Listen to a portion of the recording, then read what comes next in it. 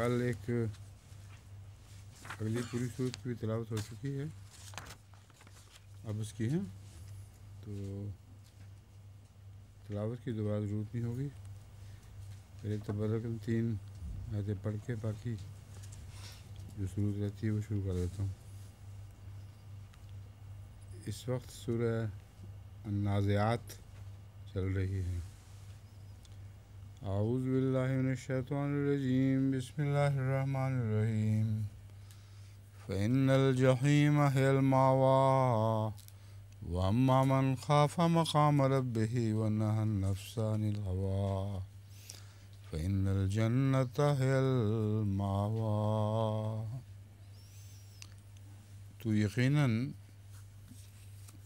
تو یقیناً جہنم ہی اس کا ٹھکانہ ہوگی. یہاں اس کا لفظ بریکٹ میں رکھا گیا ہے. تو یقیناً جہنم ہی ٹھکانہ ہوگی. وَأَمَّا مَنْ خَافَ مَقَامَ رَبِّهِ وَنَهَى النَّفْسَ عَنِ الْهَوَىٰ، اور وہ جو اپنے رب کے مرتبہ سے خائف ہوا اور اس نے اپنے نفس کو ہوس کی باتوں سے روکا. ہوس کی باتوں سے ہوس سے روکا. کیوں جی؟ خالی ہوس کافی ہے. اپنے نفس کو ہوس سے روکا. فإن الجنة هي المأویٰ، تو یقیناً جنت ہی ٹھکانہ ہوگی. جنت ہے المأویٰ کی وجہ سے جنت ہی ٹھکانہ ہوگی، اس کا بریکٹ میں رکھ دیا ہے. تو یقیناً جنت ہی اس کا ٹھکانہ ہوگی. یسألونک عن الساعة ایان مرساہا، وہ قیامت کی گھڑی سے متعلق تجھ سے پوچھتے ہیں کہ وہ کب برپا ہوگی. ایان مرساہا فیما انت من ذکراہا، اس سے ذکر سے تو کس خیال میں ہے. فیما کا مطلب ہے کس خیال میں ہے. الی ربک منتہاہا، تیرے رب ہی کی طرف اس کا منتہا ہے. انما انا انت منذر من یخشاہا، تو محض اسے تنبیہ کرنے والا ہے جو اس سے ڈرتا ہو.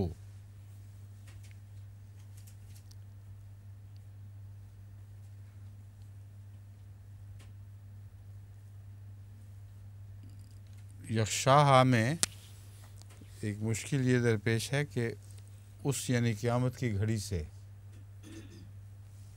اور جو ڈرتا ہے اسی کو تنبیہ کرتا ہے یا اسی کو تنبیہ کر سکتا ہے. اگر ہم کرتے جو خدا سے ڈرتا ہو پھر تو اور بات تھی. یہاں تھوڑا سا مسئلہ کھولنے والا ہے. یہاں انما انت منذر من یخشاہا، مطلب یہ ہے کہ جو قیامت کی گھڑی پر ایمان رکھتا ہو اور اس سے ڈرتا ہو، یہاں بھی اسی کو ڈرایا جا سکتا ہے. جو قیامت پر اعتماد ہی نہیں رکھتے، قیامت کا اعتقاد ہی نہیں رکھتے، ان کو ڈرانا بیکار ہے. یہ مطلب ہے انما انت منذر من یخشاہا، تو محض اسے تنبیہ کر سکتا ہے جو اس سے ڈرتا ہو. کر سکتا ہے بہتر ہے پھر اس لحاظ سے. تو محض اسے تنبیہ کر سکتا ہے جو اس سے ڈرتا ہو. کأنہم یوم یرونہا لم یلبثوا الا عشیۃ و ضحاہا، گویا جب وہ اسے دیکھیں گے ایک شام یا اس کی صبح کے سوا اس دنیا میں نہ بسے ہوں گے. اس دنیا میں بریکٹ میں ہے، گویا جب وہ اسے دیکھیں گے ایک شام یا اس کی صبح کے سوا نہ بسے ہوں گے.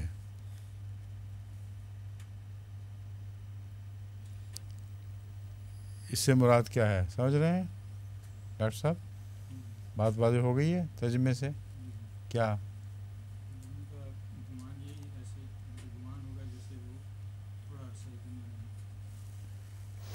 جب وہ دیکھیں گے اس کا پہلے آیت سے کیا تعلق بنے گا؟ انما انت منذر من یشاء، تو محض اسے تنبیہ کر سکتا ہے جو اس سے ڈرتا ہو.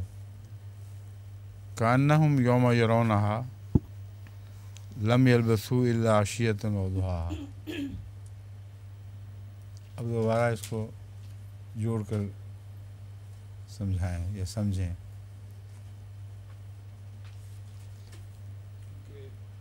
اصل میں تو آخری جی اس دنیا کے بعد جو زندگی ہے اصل زندگی وہی ہے، اور جو ڈرتا ہے وہ اس بات سے کہ یہ دنیا تو تھوڑی ہے. اور ٹھیک، وہ تو ہوگی نا بات.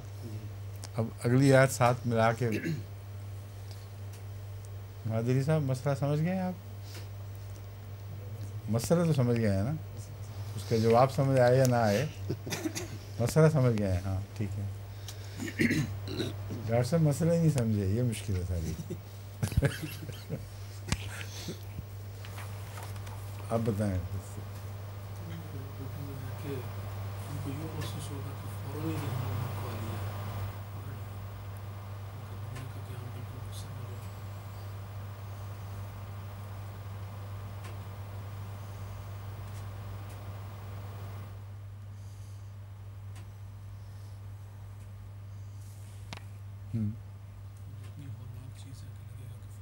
وہ تو ٹھیک ہے، پر اس آیت کا پہلے ہی آیت سے تعلق انما انت منذر من یخشاہا، تو صرف انہیں ڈرا سکتا ہے جو اس پر ایمان رکھتے ہوں.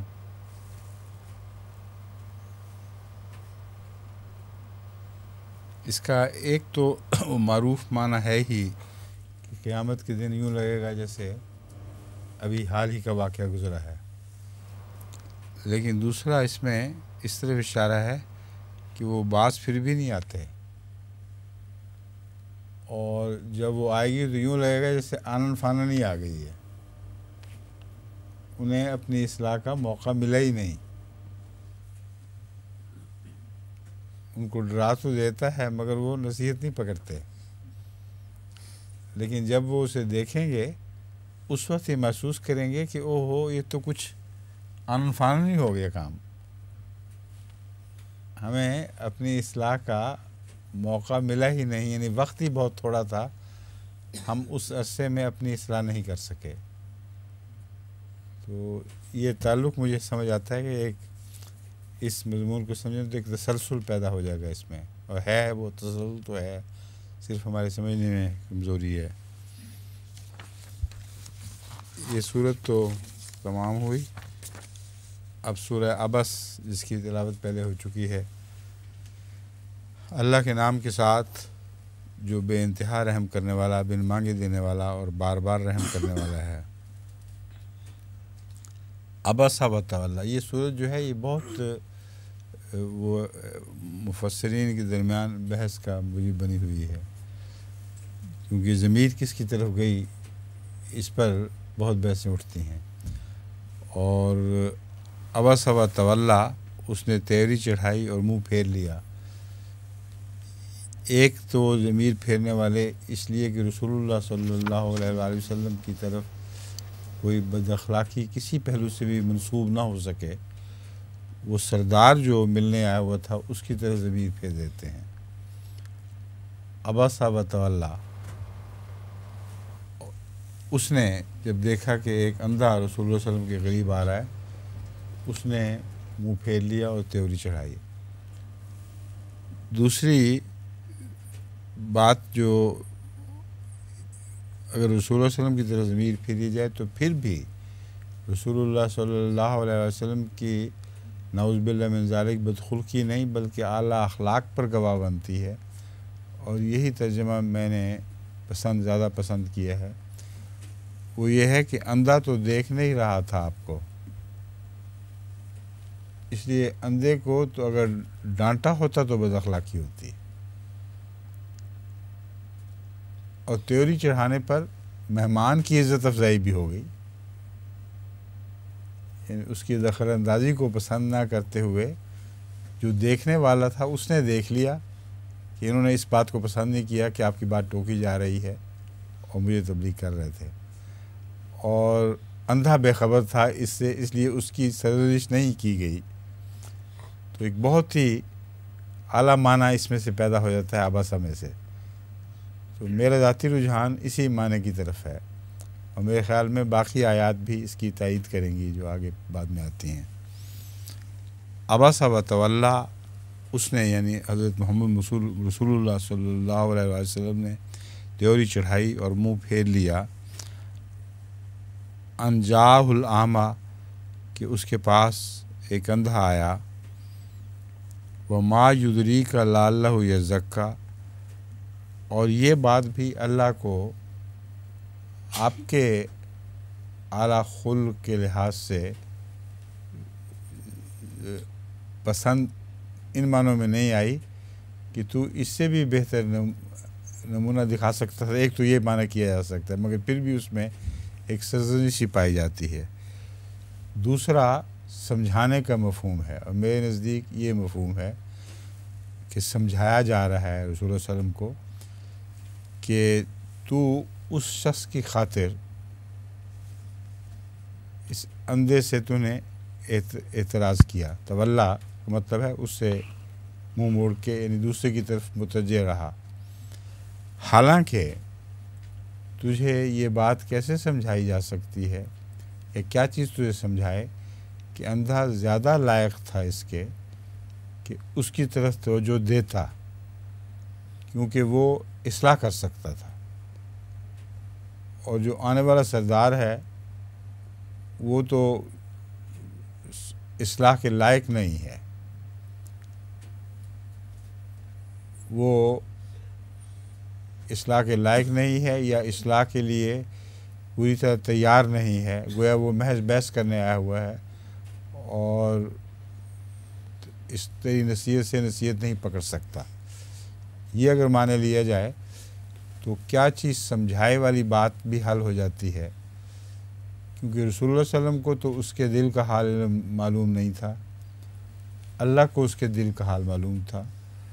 رسول اللہ صلی اللہ علیہ وسلم تو اس سے یہ حرص رکھتے تھے کہ وہ مسلمان ہو جائے، اگر ہو جائے تو اس کے ساتھ ایک قوم بھی مسلمان ہو جائے گی، مگر اللہ جانتا تھا کہ وہ یوں ہی بیکار باتیں کر رہا ہے، وہ کوئی فائدہ نہیں اٹھا سکے گا، مگر جو اندھا آیا ہے وہ خدا سے ڈرنے والا ہے۔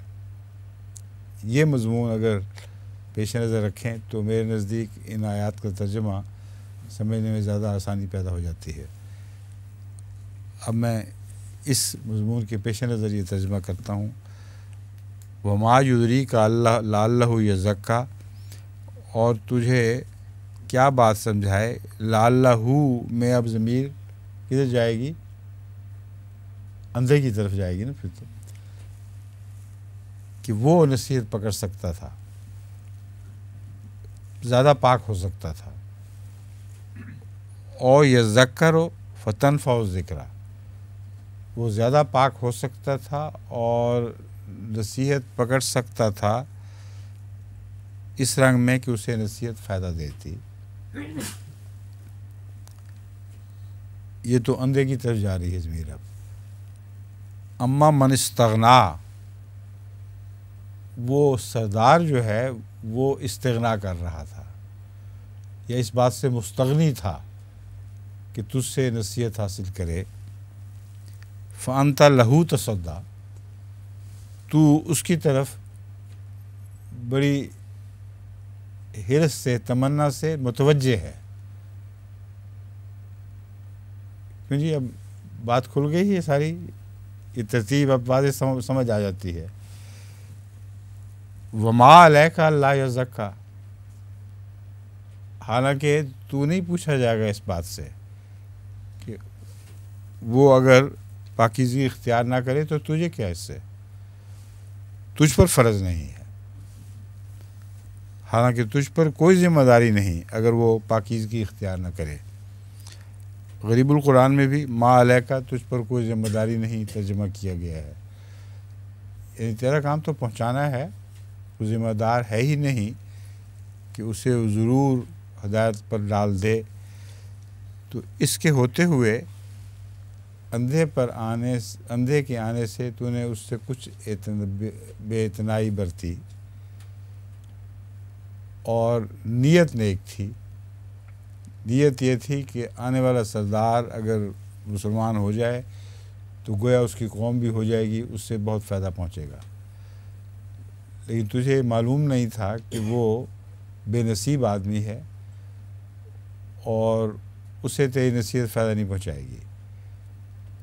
مگر وہ اندھا جو نیک دل ہے اور اللہ سے ڈرتا ہے وہ نصیحت پکڑ سکتا تھا اور اسے فائدہ بھی پہنچا سکتی تھی. بس اس کی طرف توجہ دینا تیرا فرض تھا، اس کی طرف توجہ دینا فرض نہیں تھا، کیونکہ تو اس کا داروغہ نہیں ہے، اس پر نگران نہیں ہے. یہی مضمون پھر آگے بالکل واضح طور پر بڑھتا کھلا ہوا بالکل پہلے مضمون کی تائید میں. اما من جاک یسعی، اور وہ جو تیرے پاس بڑی کوشش سے آیا، وہ یخشا، اور وہ ڈر رہا تھا، یعنی اللہ سے ڈر رہا تھا. فأنت عنہ تلاہا، بس تو نے اس سے غفلت کی. ایک ترجمہ اس کا جو اس وقت کیا ہوا ہے اس میں مشکل یہ ہے، پر اس سے تو غفلت کرتا ہے. یہ تو رسول اللہ صلی اللہ علیہ وسلم کا مزاج نہیں تھا، غفلت نہیں کیا کرتے تھے. تو یہاں چونکہ ماضی کی بات ہو رہی ہے، اگر اس کا ترجمہ اس سے تو نے غفلت کی کر دیا جائے یا اس سے تو غافل رہا. کیوں جی مومن صاحب، اس تسلسل میں ممکن ہے نا، یہ ترجمہ جائز ہے. تو اس سے غفلت کیا، اس سے تو غافل رہا. انت عنہ تلاہا،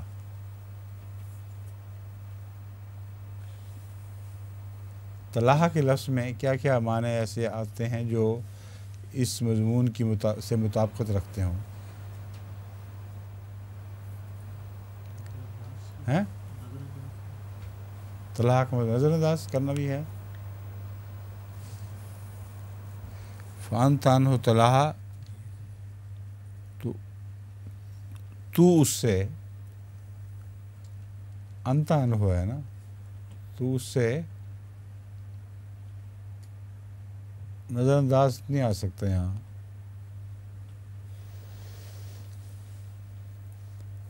نظریں پھیرے رہا تو کہہ سکتے ہیں.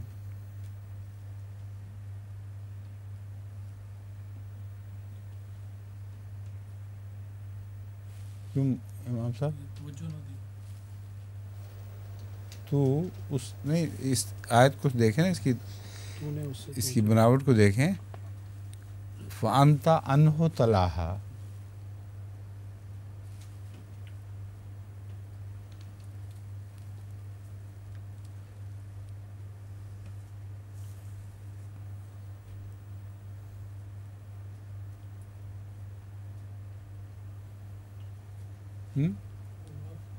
غافل رہا والا شاید ٹھیک رہے. کیا غافل رہا؟ یہی لگتا ہے. فأنت عنہ تلاہا، تو اس سے غافل رہا.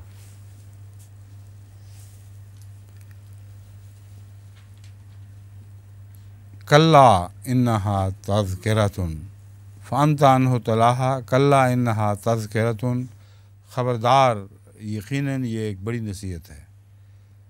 فمن شاء ذکرہ، بس جو چاہے اسے یاد رکھے. یہ نصیحت سب آنے والوں کے لیے ہے. اب رسول اللہ صلی اللہ علیہ وسلم کے ساتھ جو واقعہ گزرا وہ تمام آپ کے متبعین کے لیے ایک نصیحت کا موجب بن گیا ہے. کلا انہا تذکرہ فمن شاء ذکرہ، پس جو چاہے اسے یاد رکھے.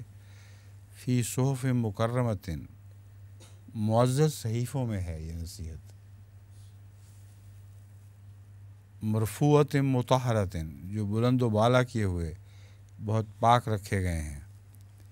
بِأَیْدِی سفرۃ، لکھنے والوں کے ہاتھوں میں ہیں.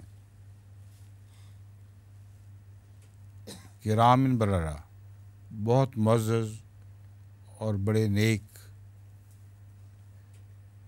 اگر ہیں کر دیں تو پھر پچھلے کی طرف لکھنے والوں کی طرف اس کی ضمیر نہیں جاتی. میرے خیال میں لکھنے والوں کی تعریف ہے یہ، اس لیے ہے نہیں چاہیے. پھر یوں ترجمہ بن جاتا ہے جو بلند و بالا کیے ہوئے بہت پاک رکھے گئے ہیں، لکھنے والوں کے ہاتھوں میں ہیں، جو بھی اڑ جاتا ہے، بہت معزز اور بڑے نیک. یا پھر جو لگا دیں تو پھر زیادہ واضح ہو جائے گا. جو بلند و بالا کیے ہوئے پاک رکھے گئے ہیں، لکھنے والوں کے ہاتھوں میں ہیں، جو بہت معزز اور بڑے نیک ہیں. یہ ٹھیک ہے، پہلے ہم نے اسی طرح کیا ہوا ہے. قتل الانسان ما اکفرہ، ہلاکت ہو انسان پر وہ کیسا ناشکرا ہے. ما اکفرہ ہو تعجب کا ہے نا، کیسا ناشکرا ہے. من ای شیء خلقہ، اسے اس نے کس چیز سے پیدا کیا.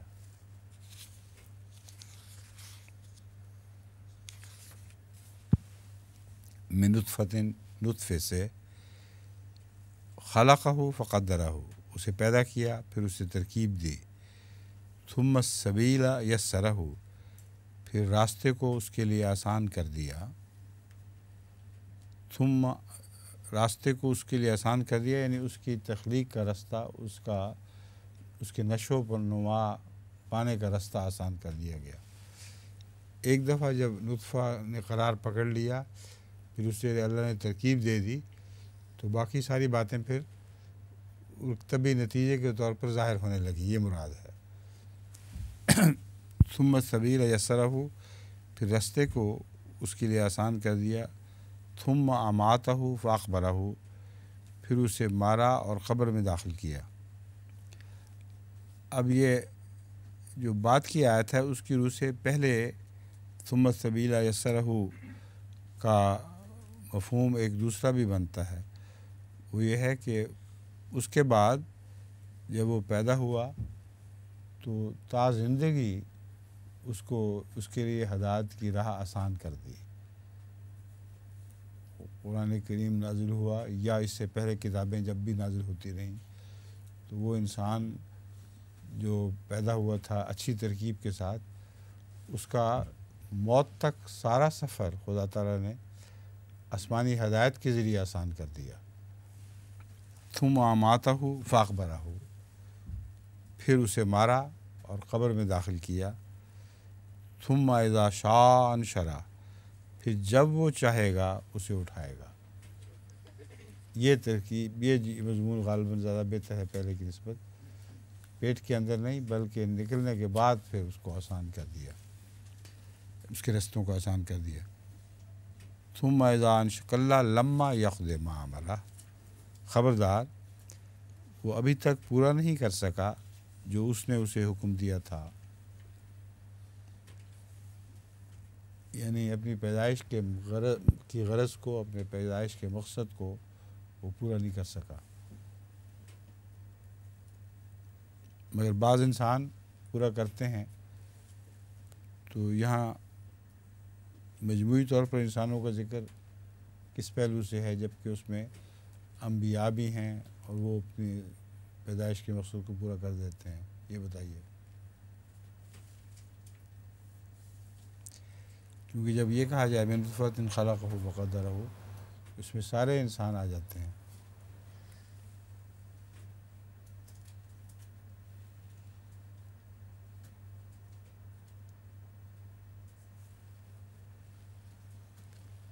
جی امام صاحب.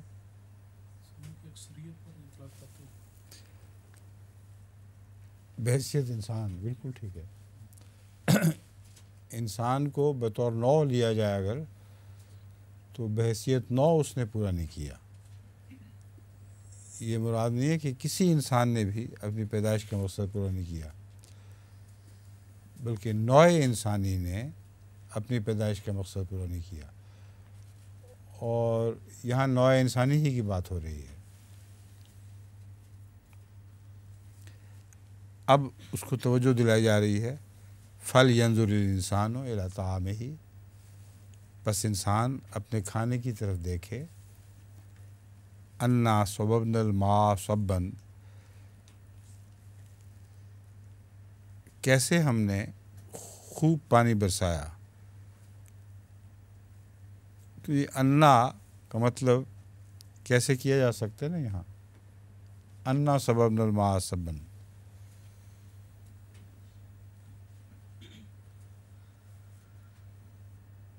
یا اور کوئی معنی بن گا انا کا؟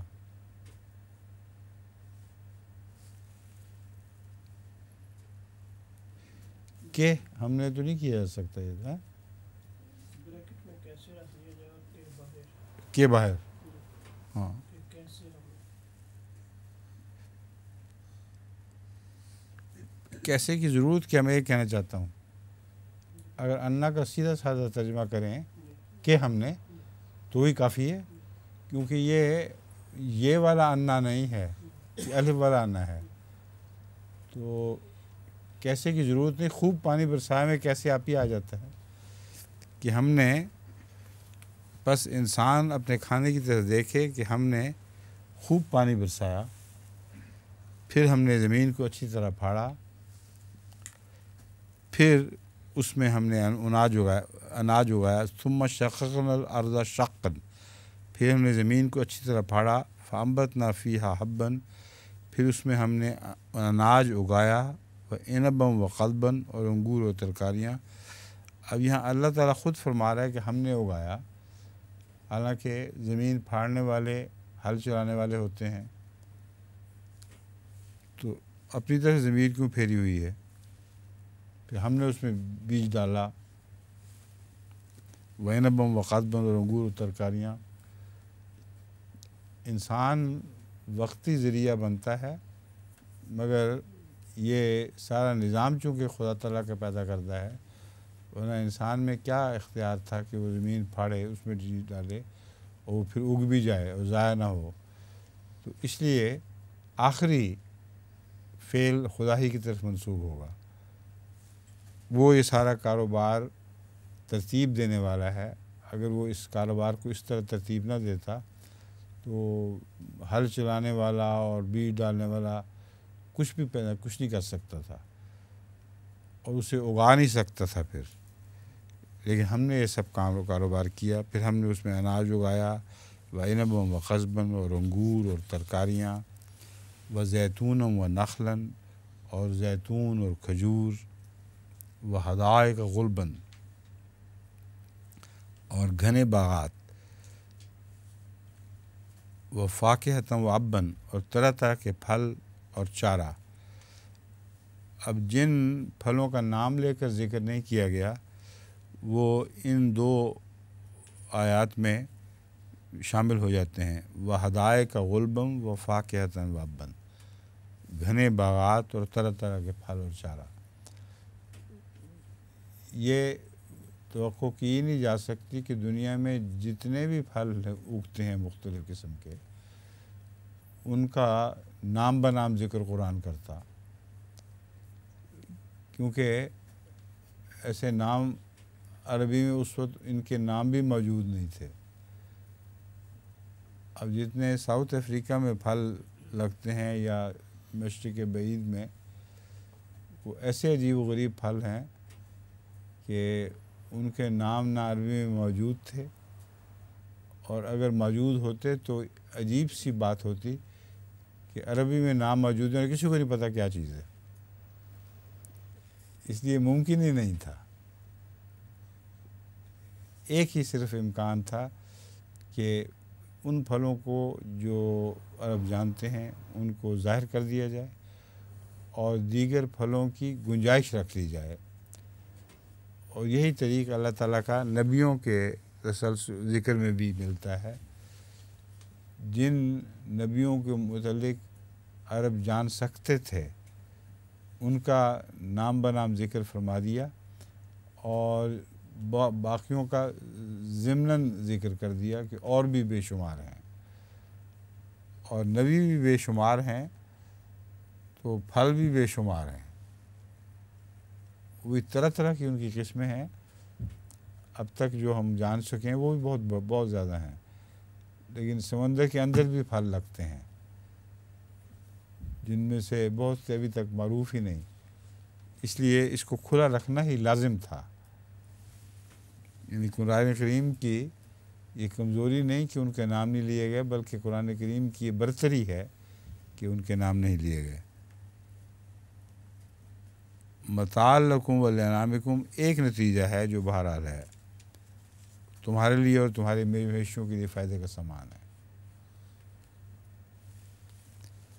فیضا جات صاخت، پس جب ایک کڑک دار آواز آئے گی، صاخہ کڑک دار یا چیخ والی، دونوں کے لیے صاخہ لفظ استعمال ہوتا ہے نا، کڑک اور چیخ کے لیے۔ یوم یفر المرء من اخیہ، جس دن انسان اپنے بھائی سے بھی فرار اختیار کرے گا، وہ امہ و ابیہ، اور اپنی ماں سے بھی اور اپنے باپ سے بھی، وہ صاحبتہ و بنیہ، اور اپنی بیوی سے بھی اور اپنی اولاد سے بھی۔ لکل امرئ منہم یومئذ شان یغنیہ، اس دن ان میں سے ہر شخص کا ایک ایسا حال ہوگا جو اسے بے نیاز کر دے گا، دوسروں سے غافل کر دے گا، ان کے بے پرواہ ہو چکا ہوگا، کیونکہ اپنے حال کی کچھ خبر نہیں لے سکتا، اپنے لیے کچھ نہیں کر سکتا، غیروں کے لیے کیا کر سکتا ہے، بلکہ جن کے لیے کرنا چاہے گا، عذاب میں مبتلا ہوئے یا اس کا مزہ چکھے بغیر ان کو بچا بھی نہیں سکے گا۔ جس طرح بعض دفعہ آگ میں کوئی چیز جل رہی ہو، آپ چاہیں بھی کہ اس کو نکال لیں تو اندر داخل ہو کر نکالنا ممکن نہ ہو، کہ آپ خود جل کے بھسم ہو جاتے ہوں۔ تو اس سے بھی زیادہ خوفناک صورت کا نقشہ کھینچا گیا ہے کہ نہ بیٹوں کی خبر، نہ بچوں کی، نہ خاوند کی، نہ بھائیوں کی، نہ عزیزوں کی، اس لیے کہ ایک ایسی حالت ہوگی اس کی جو اسے بے نیاز کر دے گی۔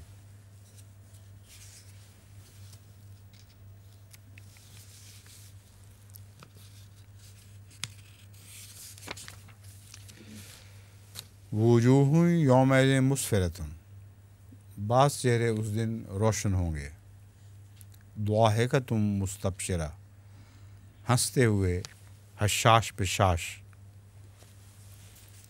ووجوہ یومئذ علیہا غبرۃ، اور بعض چہرے ایسے کہ اس دن ان پر خاک پڑی ہوگی، ترہقھا قطرہ، ان پر سیاہی چھا رہی ہوگی۔ اولئک ھم الکفرۃ الفجرہ، یہی ہیں وہ ناشکر بدکار لوگ، الکفرۃ الفجرہ، ناشکر بدکار لوگ۔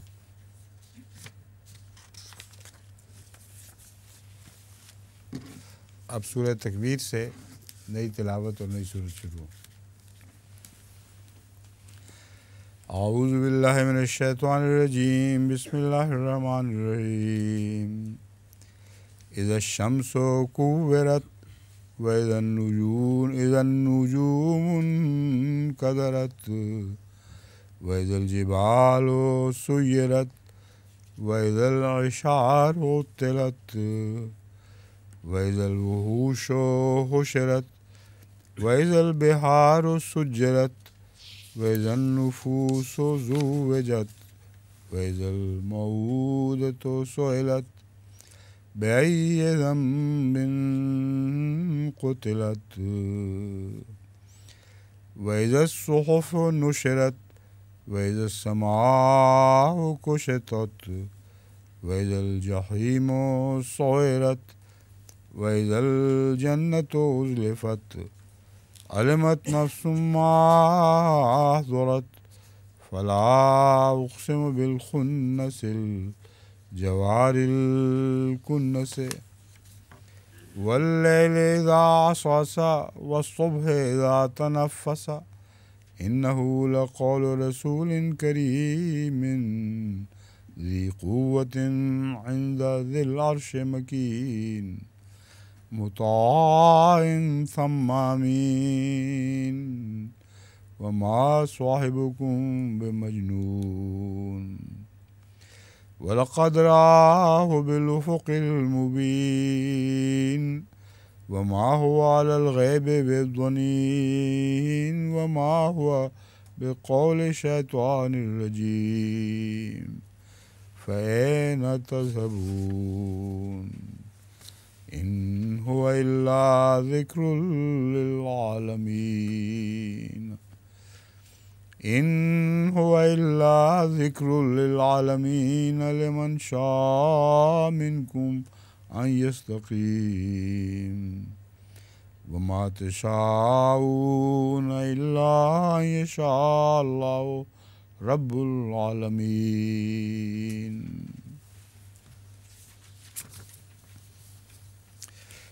اللہ کے نام کے ساتھ جو بے انتہا رحم کرنے والا، بن مانگے دینے والا اور بار بار رحم کرنے والا ہے۔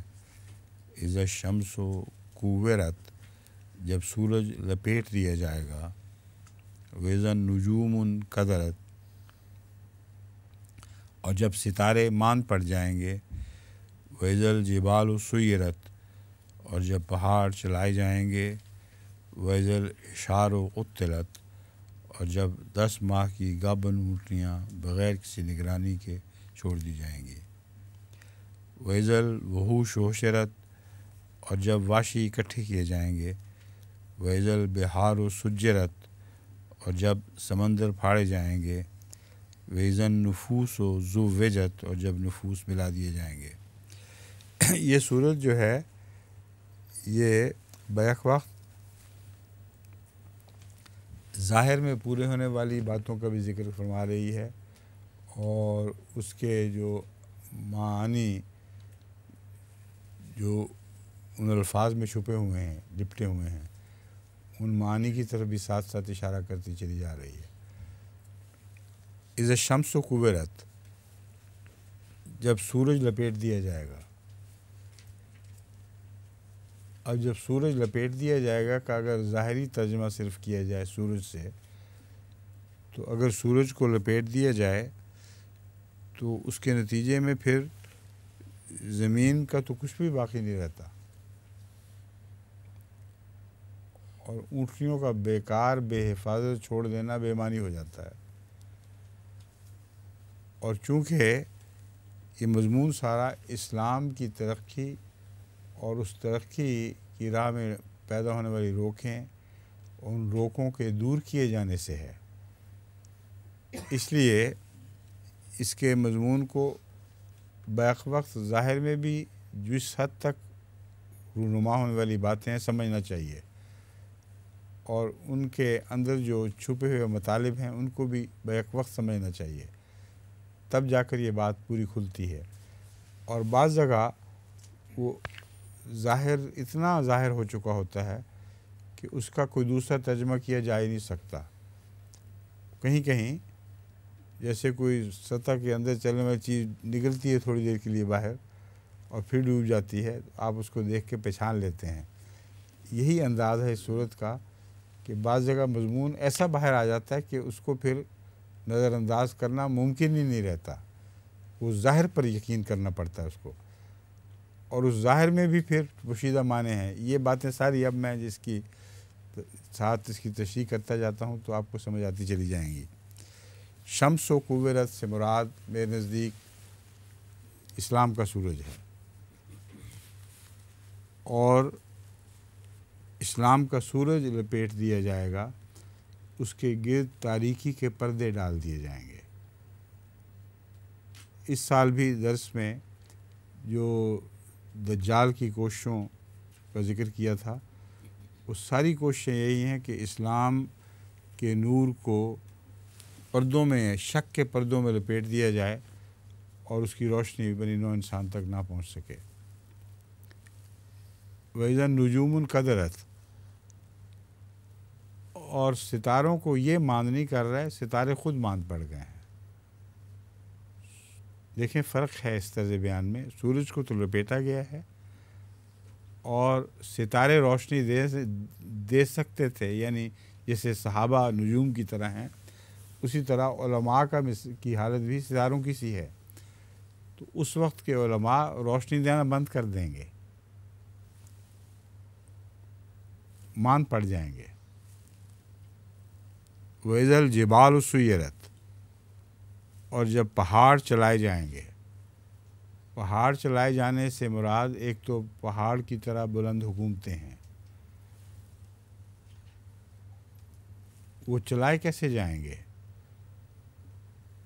یعنی ان حکومتوں کا اثر سب دنیا پہ پھیل جائے گا۔ تو یہاں چلائے جانے سے مراد یہ لفظ ہی نہیں لیا جا سکتا، اب دیکھ لیں۔ مراد یہ ہے کہ پہاڑوں کے اثر اور رسوخ کو سب دنیا پہ پھیلا دیا جائے گا، پہاڑوں کی طرح بلند حکومتوں کا سایہ سب دنیا پہ پڑ جائے گا۔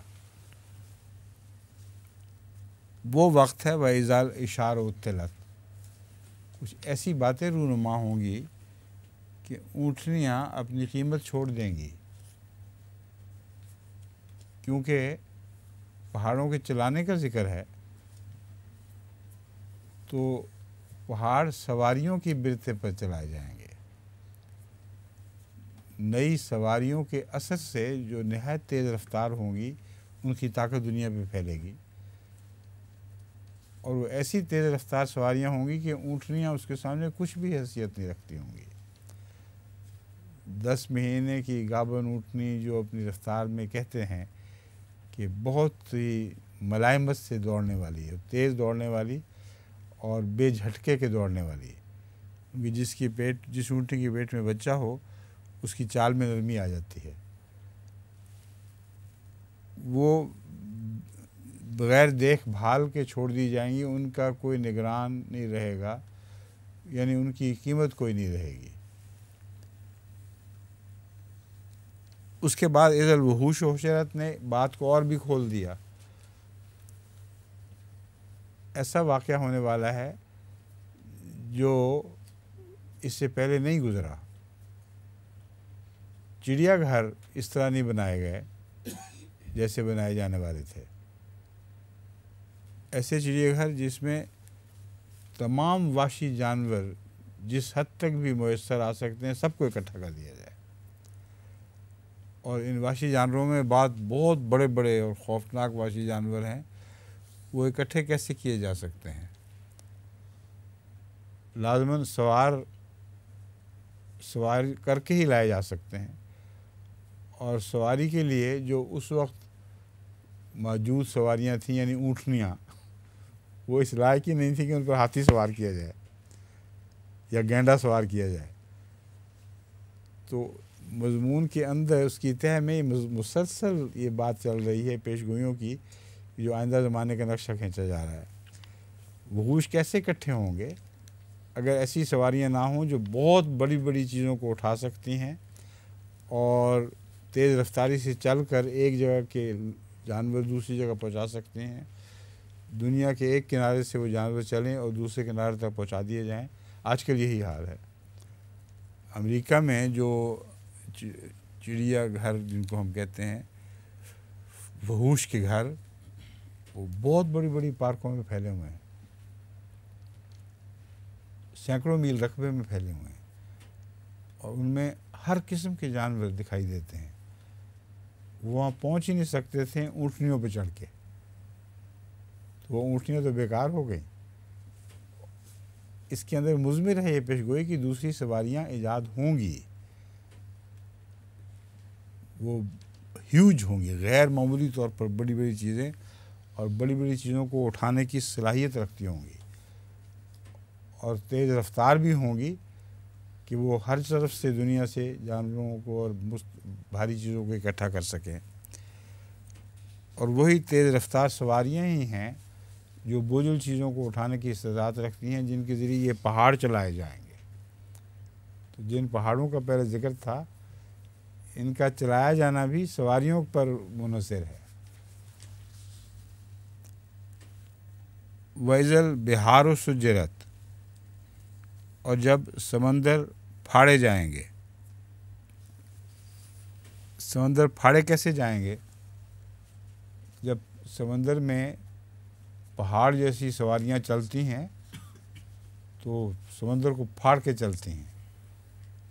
تو جب سمندر پھاڑے جائیں گے کہ ایک تو یہ مطلب ہے، اور دوسرا یہ کہ سمندر کے راز اکٹھے کر دیے جائیں گے، سمندر کی چیر پھاڑ کی جائے گی اور معلوم کیا جائے گا کہ سمندر کے اندر کیا کیا چیزیں موجود ہیں۔ آج کل تو سائنس نے اس پہلو سے اتنی توجہ کی ہے کہ سمندر کے پاتال تک جو چیزیں ہیں ان پر نظر رکھ رہے ہیں کہ وہ کیا چیز ہے۔ تو پھاڑنے کا اگر یہ محاورہ ترجمہ کیا جائے تو یہ بنے گا، اور عملاً پھاڑنا اس کا بہت پہاڑوں جیسی بڑی کشتیوں اور سواریوں کا سمندر میں چلنا، وہ سمندر کو پھاڑ کر چلتی ہیں، تو لفظی طور پر بھی یہ بات پوری ہوتی دکھائی دیتی ہے۔ وَإِذَا النُّفُوسُ زُوِّجَتْ، اب دیکھ لیں جنگل کے وحشی تو اکٹھے ہوں اور جانور جانیں اکٹھی نہ ہوں، انسان اکٹھے نہ ہوں، یہ کیسے ممکن ہے؟ لغو سی بات بنتی ہے ورنہ۔ انہی سواریوں کے ذریعے جو تیز رفتار ہیں، جو سمندر کو پھاڑنے والی ہیں یا ہواؤں میں اڑنے والی ہیں، جو بڑی بڑی چیزوں کو لے کر چلتی ہیں، نفوس ملا دیے جائیں گے۔ یہ ساری دنیا میں بکھرے ہوئے جو جاندار ہیں، انسان اور نفوس، وہ سب اکٹھے کر دیے جائیں گے۔ دنیا اس لحاظ سے چھوٹی سی ہو جائے گی، اور یہ زمانہ جب کہ اکٹھے کر دیے جائیں گے، اس طرف بھی دلالت کرتا ہے کہ یونائٹڈ نیشنز کا قیام ہوگا،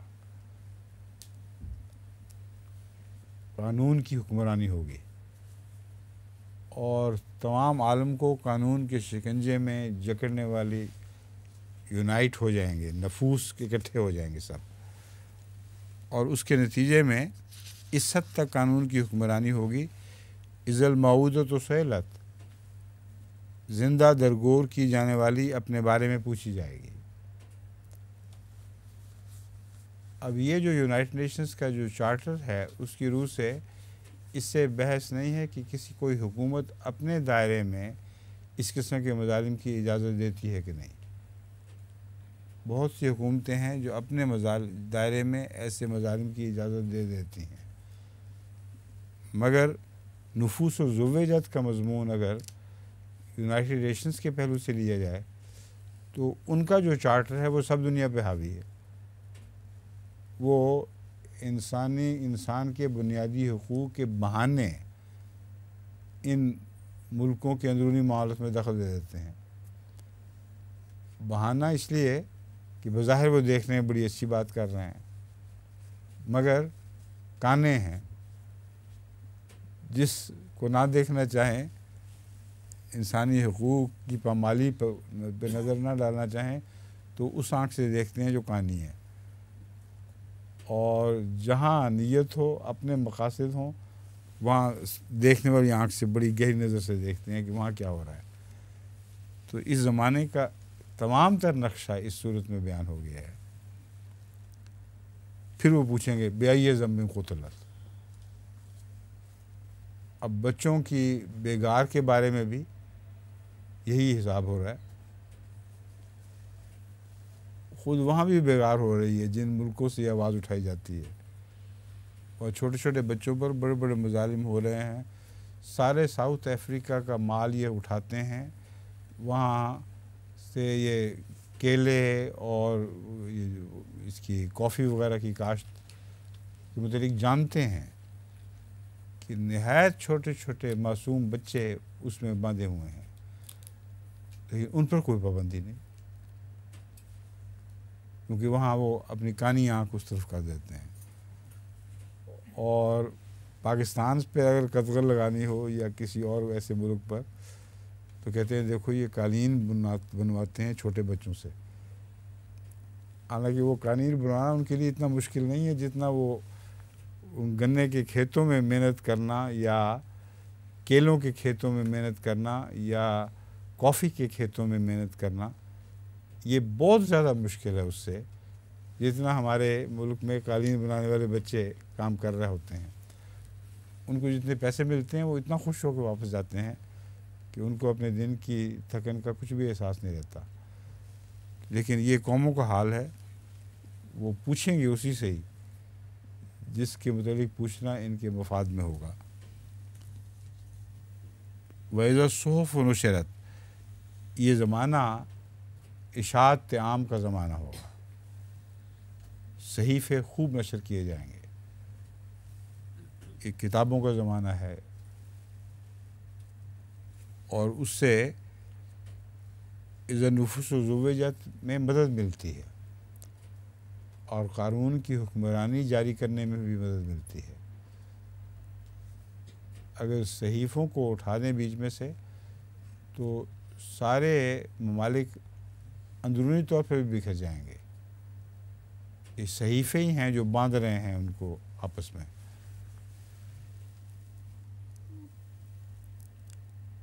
وَإِذَا السَّمَاءُ كُشِطَتْ، اور جب آسمان کی کھال ادھیڑی جائے گی۔ سورج تو لپیٹ دیا جائے گا، لیکن آسمان کی کھال ادھیڑ رہے ہوں گے، پتہ کر رہے ہوں گے کہ اس آسمان کے پیچھے کیا کچھ ہے۔ وَإِذَا الْجَحِيمُ سُعِرَتْ وَإِذَا الْجَنَّةُ أُزْلِفَتْ۔ اب یہ ساری باتیں بیک وقت دو چیزیں کر رہی ہیں، ان لوگوں کے لیے جہنم کو بھڑکا رہی ہیں مزید، اور بعض لوگوں کے لیے جنت کو قریب کر رہی ہیں۔ جو اس حال میں بھی خدا سے تعلق جوڑا رکھے گا، اسلام پر قائم رہے گا، اس کے لیے جنت نزدیک کر دی جائے گی۔ اور وہ لوگ جو بے دھڑک یہ سارے کام کر رہے ہیں، جنہوں نے سورج کو لپیٹنے کی کوشش کی ہے، ان کے لیے جہنم بھڑکا دی جائے گی۔ علمت نفس ما احضرت، ہر نفس جان لے گا، ہر نفس جان لے گا جو اس نے آگے بھیجا۔ علمت نفس ما احضرت میں ہر نفس جان لے گا کی بجائے ہر جان معلوم کر لے گی جو اس نے آگے بھیجا، کیوں نہ کریں۔ ضمائر کے لحاظ سے قریب تر ہے، ہر جان معلوم کر لے گی جو اس نے آگے بھیجا۔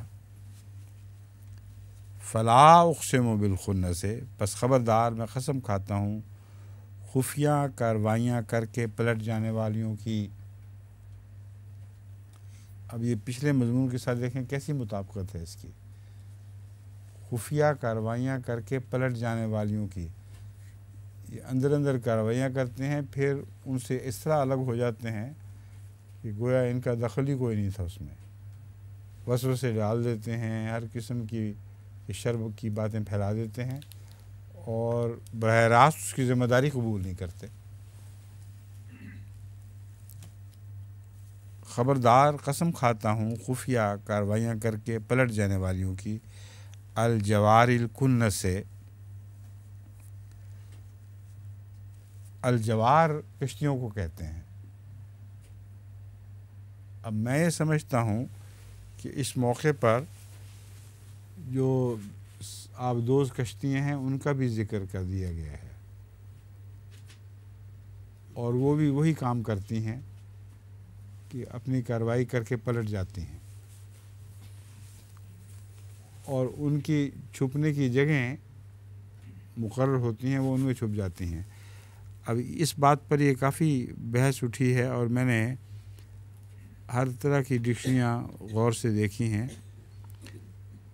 کنس لفظ جو ہے یہ اگر اس دنیا پر استعمال کیا جائے تو اس ہرن کے لیے استعمال ہوتا ہے جو باہر نکل کر پھرتا ہے اور پھر واپس اپنے کمین گاہ میں داخل ہو جاتا ہے، چھپ جاتا ہے وہاں، اور وہ جگہ مقرر ہوتی ہے اس کی۔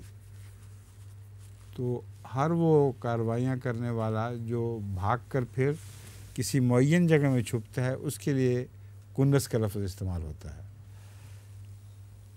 الجوار تو کشتیاں ہیں، فی البحر کالعلام جس طرح آیا ہے،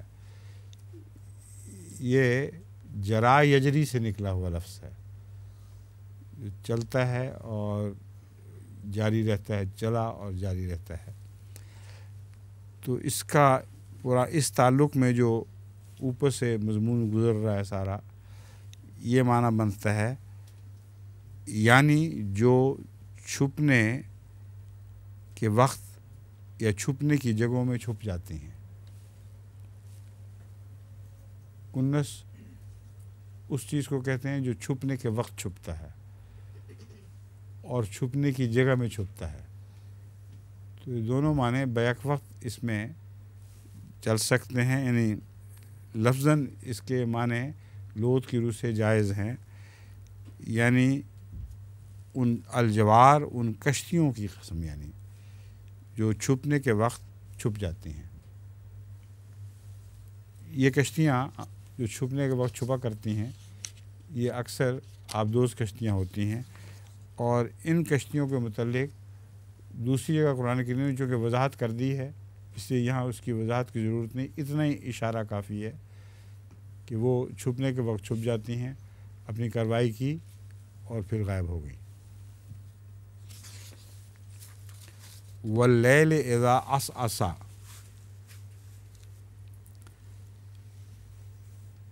عسعسا کا ایک ترجمہ یہ بیان کیا جاتا ہے چھا جائے، لیکن یہ اس کا حقیقی ترجمہ نہیں ہے.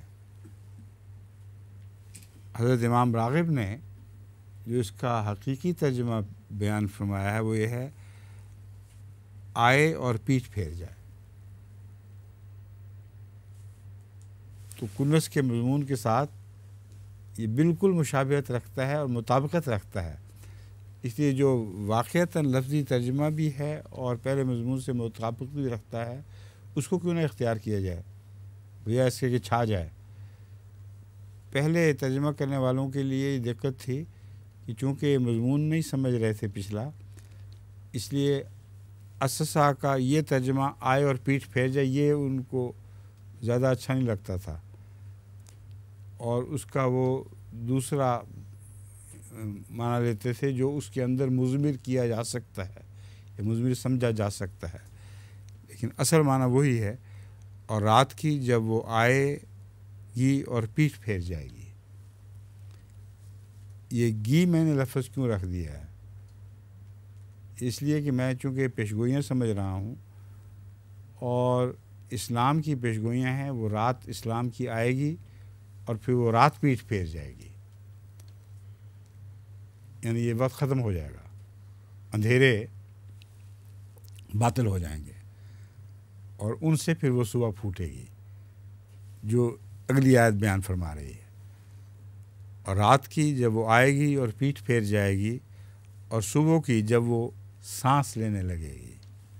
تنفسا، صبح سانس لے گی مطلب ہے کہ اس کی تیاری ہو رہی ہے ساری صبح کی، وہ اٹھ رہی ہے، سوتی ہوئی اٹھ کھڑی ہوئی ہے. انہ لقول رسول کریم، یہ جو پیشگوئیاں ہیں یہ ایک رسول کریم کی طرف سے ہیں. یقیناً یہ ایک معزز رسول کا قول ہے. ذی قوت عند ذی العرش مکین، ایک بڑی قوت کا مالک ہے جو صاحب عرش کے حضور مکین ہے. مطاع ثم امین، بہت واجب الاطاعت، جو وہاں یعنی صاحب عرش کے حضور امین بھی ہے. ثم میں نے وہاں ہوتا ہے، ثم نہیں ہے، ثم ہے. جو واجب الاطاعت ہے جو وہاں یعنی صاحب عرش کے حضور امین ہے، اللہ کے نزدیک وہ امین ہے. مطاع ثم امین. وما صاحبکم بمجنون، اور تمہارا ساتھی مجنون نہیں ہے.